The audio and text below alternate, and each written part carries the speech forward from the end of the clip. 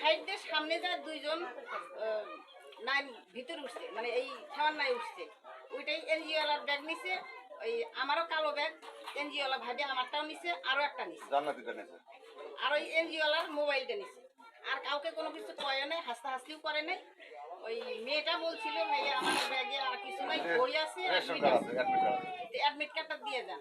তবে ওই মেয়েটা ইয়ে ধরছিল, পিস্তুল ধরছিল, সবারই মুখ টুক বান্ধা ছিল। হুটহাট করে কই থেকে আসলে ওই ছেলের মতো সবল দিয়ে খালি জিনিস করে এই কটাই। আমরা আর একটা কথা শুনছিলাম যে এই চুদির বেটা পরে তুই ফোন ধরিস না। না আমি ওটা শুনি না, আমি না শোনার কথা। আমার ব্যাগটা